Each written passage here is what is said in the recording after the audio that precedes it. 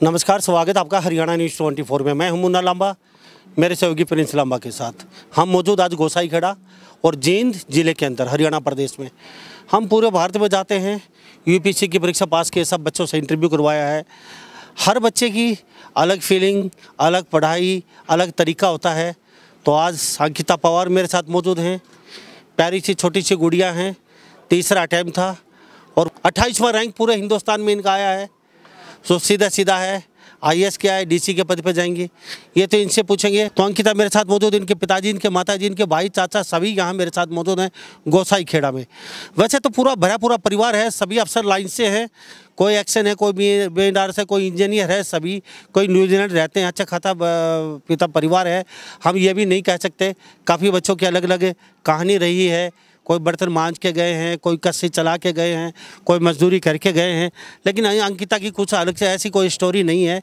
लेकिन फिर भी तीसरे अटेम्प्ट में और इतना अच्छा रैंक। तो अंकिता, आपका हरियाणा न्यूज़ 24 में बहुत बहुत स्वागत। Thank you, thanks a lot. Ankita, ऐसा तो हम कह नहीं सकते भाई, आप ज़मीन से बिल्कुल जुड़े हैं, आपने बड़ी मेहनत करी है, आपने मेहनत करके पढ़ाई भी की है, फिर ये परीक्षा पास की है। ऐसा तो कुछ अब है नहीं आपके। लेकिन हम आपसे पढ़ाई के बारे में सीधा पूछेंगे। पहले पूछेंगे कितने घंटे पढ़ाई की आपने? I'd like to I differ with you on this point। मतलब हम बहुत ज़मीन से जुड़े हुए हैं, हमने भी संघर्ष देखे हैं। वो अलग बात है कि आज सब अच्छे पद पे हैं, पर ऐसा नहीं है कि we also are from a very humble background. और दूसरा, पढ़ाई वगैरह के लिए भी हमने मतलब बहुत मेहनत लगी है। तो it's not a cake walk. मेरा ये 4th अटैम्प्ट था अभी जिसमें हुआ है। तो सेकेंड अटैम्प्ट में मेरा 321 रैंक आया था। उसके बाद भी मैंने फिर से एक और अटैम्प्ट दिया, मेरा रिजर्व लिस्ट में हुआ था। देन अगेन आई गिव, ये वाला अटैम्प्ट था तो 28th रैंक आया है। तो मतलब काफ़ी लंबी जर्नी थी और काफ़ी स्ट्रगल्स थे। तो ये तो है कि मतलब हमने भी स्ट्रगल किया है। सिर्फ it was not a cake walk at least. लेकिन मजदूरी, मेहनत नहीं की, संघर्ष पढ़ाई का किया है अंकिता। और 28वां रैंक आपका। लेकिन पूरा अच्छा खासा परिवार आपका। कई बच्चों की ऐसी स्टोरी है, बर्तन मांझ के ऊपर पहुंचे, वो आईएएस आईपीएस बने। बिल्कुल, इस आई लग कि बहुत सपोर्ट मिला था फैमिली का। एंड काफ़ी अच्छा बैकग्राउंड भी है। बट यही है कि फैमिली का सपोर्ट बहुत ज़्यादा था। तो that I agree with you. तो आपने जिंदगी का मकसद ये क्यों बना लिया? पहला प्रयास असफल, दूसरा प्रयास असफल, तीसरा प्रयास असफल, चौथे प्रयास में ये एक मकसद क्यों बना लिया आपने? अंकिता, मुझे आईएएस ही बनना है, कुछ नहीं जिंदगी में, आईएएस नहीं तो अंकिता नहीं, ये क्या ऐसा मकसद क्यों बना लिया? बिल्कुल ऐसा मकसद भी नहीं था। जैसे सेकंड अटेम्प्ट में मेरा दानिक्स में सिलेक्शन था, मेरी एसडीएम दिल्ली के तौर पे ट्रेनिंग चल रही है अभी भी। तो बट ये एम था स्टार्टिंग से कि आईएएस के लिए ही तैयारी करनी है। तो इसलिए आई गिव मल्टीपल अटेम्प्ट्स। और उसके अलावा क्या कहते हैं, जब मैं बैंगलोर में थी, मैंने 2 साल सॉफ्टवेयर इंजीनियर की तरह काम किया ऑरेकल में। तो जब मैं वहाँ पे काम कर रही थी तब मैंने डिसाइड किया था कि मतलब मुझे उसी फील्ड में नहीं काम करते रहना। मेरा इंक्लिनेशन सोसाइटी एंड ये सब सोशल वेलफेयर की तरफ तब हुआ था। तो इसलिए that was a turning point जब मैंने डिसाइड किया कि मुझे ये करना है। और अभी मतलब वही था कि आईएएस के लिए तैयारी शुरू की थी, तो आईएएस बनना है। अफसर के घर से निकली, चाचा, ताऊ, बुआ, भतीजा सभी अफसर लाइन में, और सीधी डायरेक्ट अफसर बन गई, आप डीसी बन गई है। तो कहा किसने आपको, किससे प्रेरणा मिली? अंकिता, आपको अब डीसी बनना है, आप परिवार में डीसी नहीं है और सारे अफसर हैं, तो ये कमी आप पूरी करिए अंकिता। तो किसने कहा आपको? ऐसा किसी ने कहा नहीं था।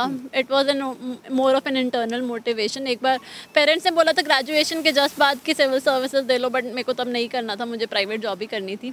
वो फिर मेरे को खुद जब मन हुआ, that is when I decided कि मुझे खुद करना है। तो for me it was more of an internal motivation. Ankita, चलो अच्छी बात है, आपका मकसद था। चलो, ये गाड़ी इस पटरी पे इस पटरी पता नहीं कैसे चलेगी, वो आपको भी पता नहीं है। लेकिन चलो हम मान लेते हैं। मुझे इतना बता दीजिए, पूरे हिंदुस्तान के बच्चे देखते हैं, मोटिवेशन मिलता है। पहले ये बताइए कितने घंटे पढ़ाई की आपने? चारों अटैम्प्ट जो किया, चारों? तो मेन जो मैंने जॉब छोड़ने के बाद सेकंड अटेम्प्ट दिया था, तो उस टाइम पे बस पूरे टाइम पढ़ना ही होता था, या पढ़ना, खाना पीना, सोना, यही होता था। तो मैंने पूरा अपना दिन डिवाइड कर रखा था कि पहले ऑप्शनल पढ़ना है, फिर लंच हो गया, उसके बाद फिर जीएस का एथिक्स पढ़ लिया, जीएस पढ़ लिया, और फिर शाम में कुछ आंसर राइटिंग कर ली, तो ये मेरा स्केड्यूल होता था उस टाइम पे। 4 घंटे, 6 घंटे, 8 घंटे, 14 घंटे? 8 घंटे प्लस ही होता है। आई डिड नॉट 8 घंटा पढ़ना बहुत जरूरी है बच्चों को? ऐसा ज़रूरी नहीं है कि कितना घंटा पढ़ना ज़रूरी है, बट जिस टाइम पे पढ़ रहे हो तो ध्यान पढ़ाई में होना चाहिए, ये मेरा मानना है। यानी कि एक आग्रह करके जितना ही पढ़े उतना? बिल्कुल। अंकिता, चलो 7-8 घंटे, 6 घंटे, 4 घंटे जितना भी पढ़े, तो इस दौरान चलो माइंड काफ़ी अपसेट हो जाता है, पढ़ाई पढ़ाई पढ़ाई पढ़ाई, तो उसके लिए गेम खेलती थी, यूट्यूब देखती थी, या गपशप मारती थी, या माँ बाप से बात करती थी, या सहेलियों के साथ खेलती थी, या पिक्चर देखने जाती थी, या कोई फिजिकल गेम करती थी? क्या करते थे? तो फिजिकल एक्टिविटी तो बहुत इंपॉर्टेंट है, तो मतलब कुछ फिजिकल एक्सरसाइज होगी, जिम हो गया, या कुछ खेलना हो गया, बैडमिंटन वगैरह जैसे मैं खेलती थी, तो दैट वाज अ पार्ट। उसके अलावा मम्मी पापा से बात करना, घर पे गप्पे वगैरह मार लिए, तो ये सब भी चलता ही था। और यूट्यूब में देखती थी, बट वो सिर्फ स्टडी रिलेटेड मटीरियल ही देखती थी उस टाइम पे। बट हाँ, थोड़ा बहुत यूट्यूब भी चलता था। तो ऑफ कोर्स सिर्फ पूरे टाइम पढ़ाई नहीं होती है, you do need something else as well. YouTube का कितना सहारा लिया सामग्री के लिए आपने? 10, 20, 30, 40, 50%? अगर कई बच्चे गरीब हैं, अफोर्ड नहीं कर सके किताब, कोचिंग वगैरह, वो बच्चे कई यूट्यूब से पढ़ के गए हैं, IAS IPS बने हैं, तो यूट्यूब का कितना भरोसा करें, कितना सही माने आप, और कितने बच्चे यूट्यूब से सामग्री ले सकते हैं? यूट्यूब एक इम्पॉर्टेंट सोर्स ऑफ इन्फॉर्मेशन है, मैंने काफ़ी यूज़ किया है फॉर करंट अफेयर्स प्रिपरेशन भी, इवन फॉर स्ट्रैटेजी में टॉपर टॉक्स वगैरह देखती रहती थी, तो पता चलता था कि हाँ ये करना है, ये नहीं करना, तो काफ़ी रोल रहा है। उसके अलावा भी जैसे कि टेलीग्राम चैनल हो गया, टेलीग्राम पे भी बहुत सारी इन्फॉर्मेशन अवेलेबल रहती है, तो मेरा मानना है कि rather than just running after coachings, YouTube and Telegram का भी बहुत इंपॉर्टेंट रोल था मेरी प्रिपरेशन में एटलीस्ट। और यही है कि आजकल बहुत ज़्यादा इन्फॉर्मेशन ओवरलोड भी है, तो बहुत इंपॉर्टेंट है आपको ये जानना कि आपको क्या पढ़ना है, क्या नहीं पढ़ना, या फिर मतलब रिस्ट्रिक्ट कर लेना रिसोर्सेज। ऐसा नहीं है कि एक चीज़ पढ़ने लगे तो क्योंकि बहुत डेप्थ में भी आप जा सकते हो। तो अगेन क्योंकि सिलेबस इतना बड़ा है, तो it's very important for you कि कहाँ पर आप अपने आप को रोको। NCERT के कितना भरोसा करें आप? क्या पूरा फेथ कर सकते हैं NCERT पे? NCERT बेसिस के लिए तो बहुत इंपॉर्टेंट है, जैसे जोग्राफी हो गया या फिर पॉलिटी हो गया, इवन इकोनॉमिक्स में भी, तो सबकी क्या कहते हैं क्लास 12 तक NCERT करना एक बार तो बहुत ज़रूरी है। उसके ऊपर there are other text books as well, but then NCERT तो बेसिक है। इसके अलावा और लेखक कौन से किताब? तो जैसे पॉलिटी में लक्ष्मीकांत हो गया, इकनॉमी में मृणाल के नोट्स देवर अवेलेबल, तो मैंने वो पढ़ा था। उसके अलावा एक एनवायरनमेंट में PMFIS करके है, उनका बुकलेट थी, तो ऐसे काफ़ी हर उसका अलग ही है सब्जेक्ट का। अंकिता, मेरे साथ अंकिता पवार बनी हुई है, गोसाईखेड़ा, जींद जिला, हरियाणा राज्य का 28वें रैंक, चौथे प्रयास में बेटी ने UPSC की परीक्षा क्लियर कर दी है। IAS या IFS? मेरा IAS ही था एम, तो यस मैंने IAS ही भरा है पहला ऑप्शन। ओके, और सेकंड ऑप्शन? मैंने IPS भरा है। IPS यानी कि पब्लिक डीलिंग? हाँ जी। क्यों अच्छा लगता है पब्लिक डीलिंग? इंक्लिनेशन है, प्लस यही स्कोप बहुत ज़्यादा है वहाँ पे काम करने का। You have direct public dealing, you have बहुत ज़्यादा, तुम पब्लिक से ही उनकी प्रॉब्लम्स जान सकते हो, तुम एक्चुअली काम कर सकते हो, you can bring the change their. तो आपका क्या कहते हैं एफर्ट्स भी वहाँ दिखते हैं और आपका काम भी वहाँ नज़र आता है, तो that is why I like it. Burden भी बहुत ज़्यादा होता है? बर्डन तो रहता ही है, प्रोज एंड कॉन्स हर चीज़। 1000 आदमी पूरा जिला आपके नीचे? बिल्कुल बिल्कुल, तो मतलब प्रोज एंड कॉन्स तो हर चीज़ के हैं, बट हाँ इस तरफ इंक्लिनेशन है तो है। तो मेरे साथ अंकिता के पिताजी बने, आप मेरे साथ जाइए, बस बैठे रहिए, आपसे कुछ बातें और करनी है। सर नाम क्या है? भूप सिंह। भूप सिंह जी, अभी अभी रिटायरमेंट हुए, कौन से पद? हाँ, मैं science and technology department government of Haryana से as scientific engineer 1 class 1 retire हुआ हूँ 31 मार्च को। आपके परिवार में कितने अफसर? हमारे परिवार में हम भाइयों में तो 4 अफसर हैं, हम 6 में से, बाकी 2 बड़े भाई वो बिजनेस भी करते, खेती बाड़ी काम भी किया, उनसे छोटे उन्होंने भी खेती बाड़ी का काम किया। कितना आना जाना होता है गाँव में? गाँव में तो ब्याह शादी में कोई प्रोग्राम है, फंक्शन है, उसमें आते जाते हैं। तो पूरे मकान आपके खाली रहते हैं, गांव में आते जाते रहते हैं? हाँ बिल्कुल, आते जाते हैं, परिवार है हमारा पूरा। अंकिता कितना जानती है गांव के लोग? अंकिता ठीक ठीक जानती है, बहुत ज़्यादा तो नहीं जानती, जो दूसरे पाने के उन लोगों को ज़्यादा नहीं जानती, लेकिन अपने परिवार के सदस्यों सभी को जानती है। तो कभी अंकिता पहला, दूसरा, तीसरा, चौथे 3 प्रयास में अटैम्प्ट नहीं हुआ, अंदर से आदमी टूट सा जाता है, कर पाऊंगा नहीं पाऊंगा, इतना रिस्क मैंने गलत ले लिया। अरे यार काफ़ी नौकरियां तो आज से छोड़ दी, 20-30 लाख का पैकेज, 50 लाख का पैकेज विदेश का छोड़ दिया हमने। कभी यार ऊपीसी करके ना हो, कभी हम इधर कुआर इधर खाई, दोनों से स्थिति बन जाती है और दिमाग इतना फजल हो जाता है कि नहीं हुआ नहीं हुआ नहीं हुआ। तो कभी बीच में टूटी हो, उसमें आपने कोई सहारा दिया हो ऐसा? देखिए, अप्स एंड डाउन्स तो आते हैं, ये लंबी जर्नी है। 1 साल का तो प्रोसेस ही है इसमें, और 3 चांस तो 3 साल तो उसमें लग गए।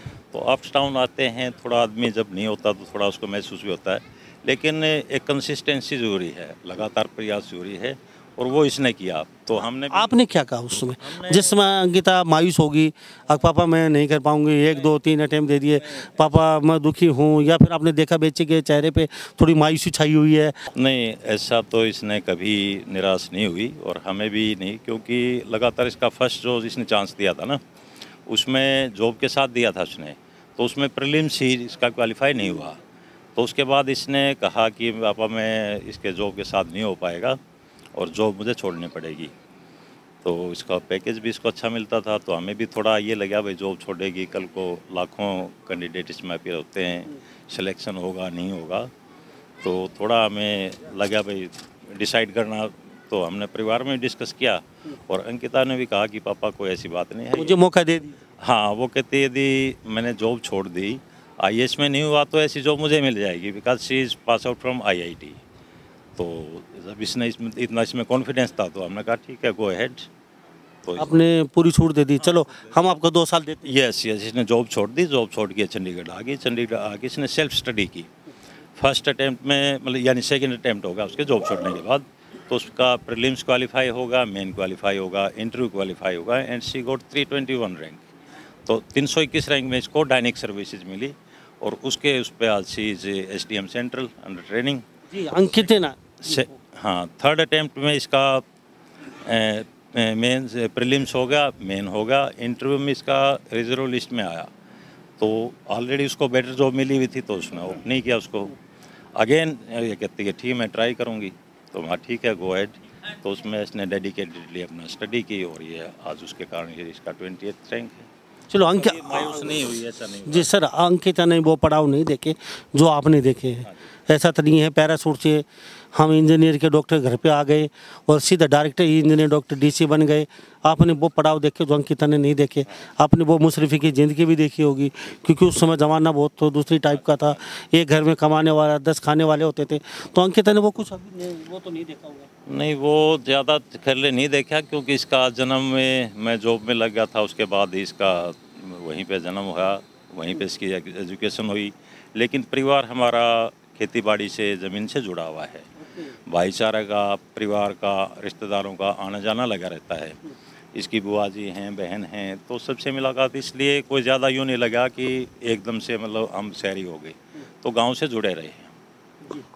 मैं आपसे फिर दोबारा बात करूँ। अंकिता, अब मुझे ये बताइए, पिताजी कहते हैं अंकिता को तो चलो जुड़ाव गाँव में है, इतना नहीं है जितना, लेकिन अब शहर में ज़्यादा रहे हैं, तो गांव की लाइफ कैसे? जैसे गांव के लोग आए आपसे काम करवाने के लिए, तो गांव के लोग फटे पुराने कपड़े में होते हैं बेचारे, पीछे लाइन में खड़े होते हैं, आगे बड़े टोरे वाले व्यक्ति होते हैं हमारे जैसे, वो तुरंत काम करवा के चलते बनते हैं, और बेचारे जो पीछे खड़े हैं फटे पुराने, उनको चक्कर पे चक्कर, कल आना बाबा, कल आना बाबा, कल आना बाबा। बाबा थक हार के घर बैठ जाता है, बाबा का काम नहीं हो पाता। पहले भी ऐसा तो था, आज भी ऑफिसों में ऐसा हो रहा है। किस तरीके से कर पाएंगे यार? इसमें मैं कहूँगी कि मेरी फैमिली ने मेरे को स्टार्टिंग से ही सिखाया है कि अंत्योदय का ध्यान रखना बहुत ज़रूरी है। तो it's very important, the last person in line should get the same facilities as the first person is getting, and no one should return the empty handed। और ये तो काम है ऑफिस में कि सबका ही काम होना चाहिए ऐसा। और प्लस ये भी है कि मतलब आपने जैसे बोला कपड़े वगैरह, तो ये तो that is not a criteria to जज। आप वहाँ पे काम करने के लिए बैठे हो, आप ये थोड़ा ना कपड़े देखने के लिए थोड़ा ना बैठे हो। आजकल ऐसा ही देख रहे हैं, सिर्फ कपड़े देखे जाते हैं, फटे पुराने पीछे पीछे ही रहते हैं। नहीं, ऐसा नहीं है, एंड आई कैन गारंटी कि जब मैं काम करूँगी ऐसा बिल्कुल नहीं होगा। अंकिता, मुझे बड़ा अच्छा लगता है कि बातें आपने सिखाई किसने, दादी माँ जैसी? एक तो ये क्या कहते हैं, I want to be as realist as possible, ठीक है। तो आप ऐसे दादी माँ, ये अपना पापा से सीखा है?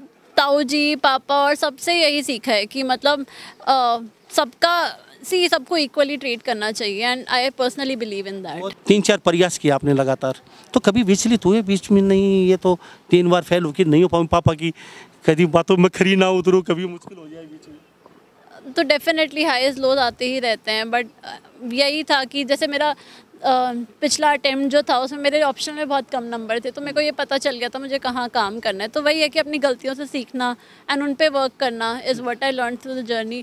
देयर आर टाइम्स जब बहुत ही मतलब लगता है कि हाँ ये चीज़ मुश्किल है या ये कैसे होगा, बट उस टाइम पे इट्स वेरी इंपॉर्टेंट कि गाइडेंस लेना जहाँ से ज़रूरी है और खुद को मतलब सेल्फ मोटिवेटेड रखना एंड अगेन हार्ड वर्क का तो कोई ऑल्टरनेटिव है ही नहीं, तो that is what I believe in. Ankita, नए बच्चों के बारे में थोड़ा सा पूछना चाहूँगा, मैंने आपसे किसी से नहीं पता, आपसे पूछ लेता हूँ। जो नए बच्चे तैयारी करना चाहते हैं, कहाँ से शुरुआत करें? तो इट्स वेरी इंपॉर्टेंट एनसीईआरटी से स्टार्ट करना। Thank you. एनसीईआरटी से स्टार्ट करना बहुत ज़रूरी है। उसके साथ ही क्या कहते हैं, जैसे प्रीलिम्स, मेंस और इंटरव्यू, हर स्टेज का अलग स्ट्रैटेजी है, तो इट्स वेरी इंपॉर्टेंट आप अपना सिलेबस को ध्यान में रखो। दूसरा, प्रीवियस ईयर क्वेश्चंस को अपना गाइड बना के चलना बहुत ज़रूरी है, क्योंकि यूपीएससी में ये ट्रेंड होता है कि जो पिछले तरह के क्वेश्चन हैं वैसे ही क्वेश्चन आते हैं आगे। तो हर एक जीएस पेपर में, जैसे जीएस 1 हो गया, उसमें सोसाइटी है, उसके क्वेश्चंस बहुत ही सिमिलर लाइंस पे आते हैं, या फिर जीएस 2 में गवर्नेंस हो गया, उसमें सिमिलर लाइंस पे आते हैं। इंटरनेशनल रिलेशंस है तो वो बिल्कुल करंट अफेयर्स ओरिएंटेड होता है। तो वही मतलब आप जैसे क्वेश्चंस देखोगे ना पुराने साल के, तो आपको पता चलेगा कैसी चीज़ें करनी है। At the same point of time आप क्या कहते हैं, न्यूज़पेपर पे पूरा फोकस करना बहुत ज़रूरी है। ऑप्शनल को अच्छे से प्रिपेयर करना, क्योंकि ऑप्शनल का बहुत इंपॉर्टेंट रोल है, और वो तो मैंने खुद देखा है कि ऑप्शनल में नंबर नहीं आए थे तो लिस्ट के बाहर ऐसे हो जाता है। तीसरा चीज़ कि एथिक्स हो गया, एथिक्स में बहुत ही ईजीली आप स्कोर कर सकते हो। तो यही है कि हर चीज़ में ये देखना कि क्या वर्क कर सकता है और गाइडेंस लेते रहना, तो ये बहुत ज़रूरी है। एंड आई फील कि जो न्यू एस्पिरेंट्स हैं उनको बहुत क्लियर होना चाहिए कि रिसोर्सेज अपने लिमिटेड रखें, क्योंकि बहुत ज़्यादा इन्फॉर्मेशन ओवरलोड है आज। लेकिन थोड़ा सा ये और बताइए, रास्ता इतना आसान नहीं है, लोग सोचते हैं पहले प्रयास में हो जाएंगे, लेकिन थोड़ा सा ये और बताइए, कठिन परीक्षा बहुत ज़्यादा कठिन है। एंड ये तो मानना ही, मतलब क्या कहते हैं, इतनी ज़्यादा अनसर्टेनिटी होती है पूरे एग्ज़ाम स्टेज में। मतलब अभी जैसे रिजल्ट भी आना था तो ये नहीं पता कि नाम आएगा नहीं आएगा, क्या रैंक होगा, तो कुछ नहीं पता होता, क्योंकि बहुत सब्जेक्टिविटी रहती है। इंटरव्यू में कितने नंबर आएंगे, इंटरव्यू आपका अच्छा गया, आपको नहीं पता 150 भी आ सकते हैं, 200 भी आ सकते हैं, तो बहुत हर स्टेज पे अनसर्टेनिटी तो रहती है। तो it's very important for you to be emotionally stable and be mentally prepared कि रिजल्ट कुछ भी हो सकता है। जी, आपसे कुछ बात करें, क्या नाम है? कमलेश। थोड़ा सा इधर कर लीजिए कुर्सी आप। कमलेश जी, ये आपके साथ ही है? हाँ, मेरे साथ ही। आप भी जॉब करते हैं? नहीं, जॉब तो नहीं करती मैं, ट्यूशन्स पढ़ाती हूँ बच्चों का। तो कितने पढ़े लिखे? मैं बीए बीएड कर रखी है, एमए कर रखी है। तो बेटी आपके साथ रह के तैयारी की है? हाँ जी, हाँ जी। पूरी रात जैसे पढ़ती थी बेटी, तो आप इनका चाय पानी जैसे बनाना? रात को चाय पानी नहीं, मैं 10 बजे दे के फिर इसको कहती सो जा, सुबह अपने जल्दी उठना पढ़ना। फिर ये 2 बजे तक पढ़ती थी, वैसे मैं रात को नहीं देती कभी भी। हाँ जी, 10 बजे दे आके दूध दाद दे के खाना खिला के मैं सो जाती थी। तो आपको क्या पता था बेटी इतना बड़ा अचीवमेंट कर पाएगी, पूरे हिंदुस्तान में अंकिता पवार हो जाएगा? नहीं जी, था, मेरे को पता था पहले शुरू से। हाँ जी, कॉन्फिडेंस था। जब जॉब छोड़ी तो मेरा ही कॉन्फिडेंस था सबसे ज़्यादा। मैंने कहा जॉब छोड़ दे बेटे, मेरे को कॉन्फिडेंस आप पे, आपका ज़रूर हो जाएगा। हाँ जी। अच्छा, बचपन में क्या शरारती थी? नहीं, वो तो बच्चे तो करते हैं शरारत, थोड़ी बहुत तो चलती है। हाँ जी, ठीक। हाँ जी। तो अभी बेटा क्या कर रहा है? बेटा तो जॉब कर रहा है जी, आईआईटी, हाँ सैमसंग में कर रहा है। आईआईटी कानपुर से पास आउट है और अब सैमसंग में जॉब कर रहा है बेंगलोर। अंकिता, कुछ और कहना चाहेंगे? लोग आपको देख रहे हैं पूरे हिंदुस्तान में। मैं यही कहना चाहूँगी कि यूथ के लिए कि it's very important for you to stay consistent अगर प्रिपरेशन कर रहे हैं। And even not just preparation, अगर आप क्या कहते हैं एकेडमिक्स हो गया या फिर खेल कूद हो गया, जो भी चीज़ आप कर रहे हैं आप उसमें you have to be true to yourself and give your best. हर चीज़ में हाईज लोज आते रहते हैं, don't be demotivated by that and just give your best. Ankita, चलते एक बात और जानना चाहूँगा और आपके मुख से कहना पड़ेगा आपको, पूरा हिंदुस्तान देख रहा है अभी यूपीएससी की परीक्षा, आईएएस आईपीएस आईआरएस, अभी अलग अलग कैटेगरी हैं। अब सब माँ बाप चाहते हैं कि मेरी बेटी अंकिता पवार बने, पूरे हरियाणा नहीं पूरे भारत में। किसी बेटे की कुछ इच्छा है, किसी बेटे की कोई इच्छा है, कोई ज़रूरी नहीं है पूरे ही आईएएस आईपीएस बनेंगे। तो बाकी लोग फिर क्या करेंगे, बाकी महकमा क्या करेंगे। हर बच्चे की ख्वाहिश अलग अलग होती है। अब अंकिता पवार है, उसका सपना कुछ अलग था, उन बच्चों का सपना कुछ अलग है। तो माँ बाप को थोड़ा सा समझा दीजिए आप चलते चलते, क्योंकि वो लठ लेके पीछे पड़ जाते हैं बच्चे के। आपको अंकिता बनना है, मुझे कुछ नहीं चाहिए, मुझे अंकिता बनाना आपको, कोई ज़रूरी थोड़ी अंकिता पवार बनेंगे वो। That is very true. I think it's सबका अलग इंटरेस्ट होता है, सबका अलग पैशन होता है, सबके अलग पोटेंशियल होता है, सबका पढ़ाई में नहीं होता। एंड पढ़ाई में क्यों ज़रूरी है, हर अलग फील्ड में आपका जो पैशन है, जो इंटरेस्ट है, आपको वो फॉलो करना चाहिए। एंड यहाँ पे आई फील पेरेंट्स का बहुत इंपॉर्टेंट रोल है to have faith in your kids, to help them, to support them. And जो भी वो करना चाहते हैं उसमें they have to motivate them. And support system बहुत ज़रूरी होता है, तो पेरेंट्स का तो बहुत इंपॉर्टेंट रोल है। तो आई वुड से कि just have faith in your kids and at least give them the chance. Sir कुछ कहना चाहेंगे? बस मैं तो बच्चों को यही प्रेरणा देना चाहता हूँ कि अपना काम मेहनत से करें, लगन से करें और डेडिकेटेड रहें। मेहनत का कोई विकल्प नहीं है, मेहनत के बगैर कोई सफलता नहीं मिलेगी। कोई आसमान से कुछ नहीं आने वाला, जब तक आप मेहनत नहीं करेंगे आपको सफलता नहीं मिलेगी। कोई भी बिजनेस है, कोई खेती बाड़ी है, पढ़ाई है, खेल है, कोई भी फील्ड ले लो, तो परिश्रम का कोई विकल्प नहीं है।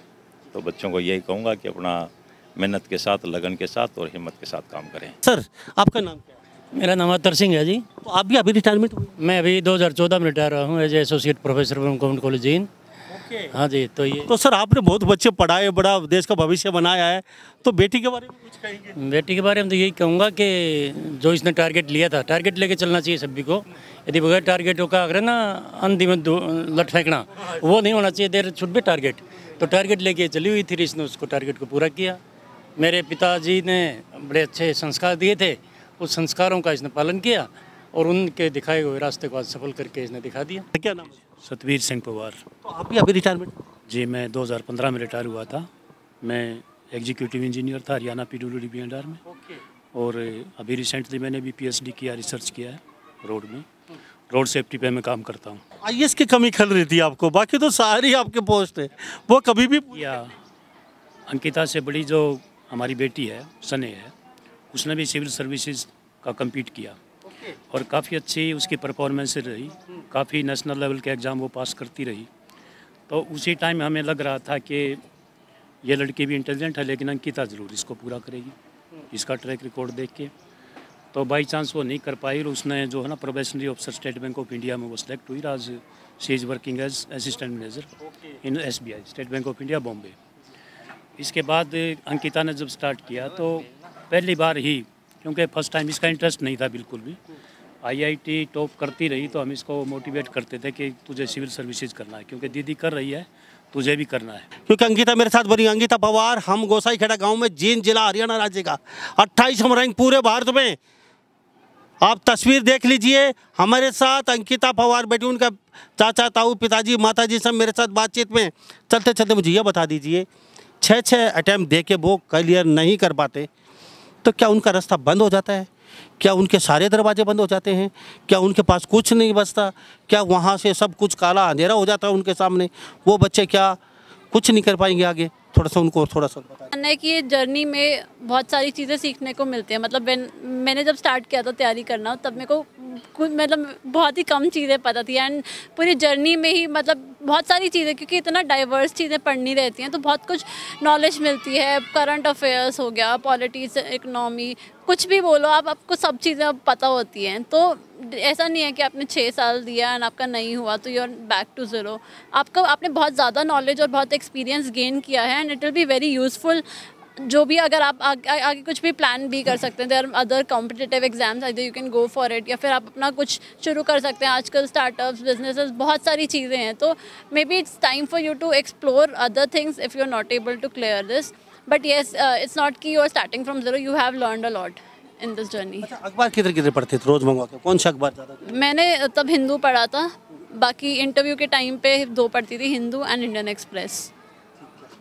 तो अंकिता, आपने साफ कहा, एक रास्ता बंद, 4 रास्ते खुल जाते हैं। बिल्कुल बिल्कुल बिल्कुल, हाँ जी। थैंक यू अंकिता, बहुत बहुत दिल से स्वागत आपका हमारे कैमरे पे, हमारे न्यूज़ चैनल पे बातचीत। Thank you. आपके सभी परिवार का तहे दिल से थैंक यू सर, धन्यवाद सर। तो हमारे साथ अंकिता पवार बनी थी, खास बात है 28वां रैंक लेके जींद जिले की गोसाईखेड़ा, छोटा सा गाँव, 1200 यहाँ पे वोट है सिर्फ, लेकिन गाँव इतना बड़ा और अंकिता का दिल इतना बड़ा कि पूरा इंडिया में अंकिता ने यह दिखा दिया है कि छोरी छोरा तक कम नहीं है। तो इन्हीं सब बातों के साथ मैं मुन्ना लांबा मेरे सहयोगी प्रिंस लांबा के साथ हरियाणा न्यूज़ 24। नमस्कार, जय हिंद।